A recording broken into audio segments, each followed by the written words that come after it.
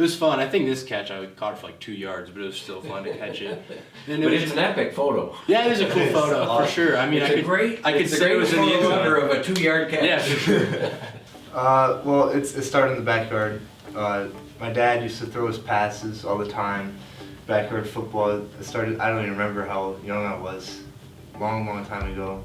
Same thing on the basketball court. We always competitive. Grew up. Obviously had the handicaps because he's so gosh darn big. But yeah, we just kept playing until we got better and better, and that's how we got to there. Yeah, I mean, like he said, Dad throws pass patterns. We play football games, play basketball against each other. It's just like constant competition. Doesn't matter what it is. We'd make up sports. I mean, it didn't really matter. We were just playing against each other, trying to beat one another. And I mean, now we got to the point where we were playing in high school together. So that's pretty cool. It's gotta be. Did you imagine it was gonna be that way always? And this is your dream come true, or is it? I don't even know if this would ever happen for both of us. And holy moly, we're there. I think it was more of like a goal than it was a dream. Like it was something we worked towards getting to. So it wasn't as much of a surprise when we got there. It was more of like, hey, we did it. We worked hard enough to get here, and now we're here. So it's cool to look back on it and all the work we put into it and say, hey, it's cool. And all the people who helped us along, our mom, our dad, all our coaches that got us to this point. So we're just thankful for all the people who helped us get there. And ultimately, like, we know why we got there. We worked our tails off to get there, like a gazillion times. How has your guys' roles changed? You know, probably when you're little, you're that giant man. You're thinking, oh my God, you know, is he gonna just pounce me again?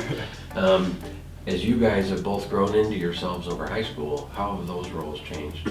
Well, I know from freshman year to this year, I mean, coming into varsity football as a freshman, I didn't really know anyone, and I kind of just sat back and just tried to take everything in. And then as I got older, I had to take more of a leadership role and just become more vocal. And then as stepping into like when guys leave, and then you just got to pick up the slack and produce more and do more. And I think that's what Mason's going to start to learn too, is like when I'm gone on the football team or on the basketball team, he's going to have to be more of a leader. And I think he's already going to do that a little bit, but it's tough when there's so many seniors to like, hey, I'm going to listen to the sophomore, now I'm listening to the seniors.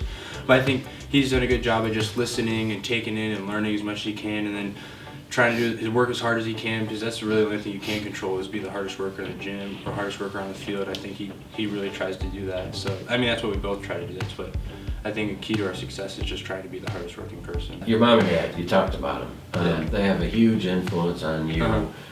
What did your mom teach you? What did your dad teach you? Well, my mom said school is most important always, and she reminds me every day if I'm being disrespectful to a teacher or not getting good grades, that's not ideal at all. And my dad obviously preaches the same thing, but that's not ideal. Yeah. Yeah, he's more of the, hey, you're not good enough yet. You're good, but you need to be great, and he pushes us. It's a good picture. He's sort of like a parent for you. Yeah, for sure. I mean, he's your biggest critic, but also your biggest fan. So I mean, at the end of the season, he'll give you your praise. Hey, congratulations on this. Hey, good season. But during the season, it's, hey, get ready for next week. Hey, you could do this a little better in the game. Hey, get a little quicker. Hey, get off blocks a little faster. So I think he's just been that guy who's always put in perspective for you, especially with our success. He's always the guy that's like, hey, you're good, but you're not that good yet, right? Yeah.